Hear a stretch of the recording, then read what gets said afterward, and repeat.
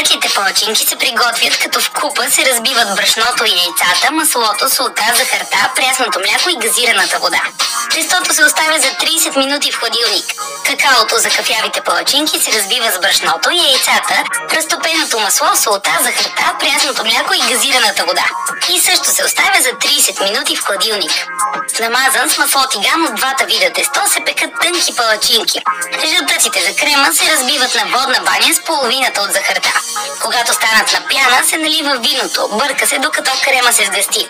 Охлажда се. Сметаната се разбива с останалата захар и семенцата ванилия, докато стане пухкава.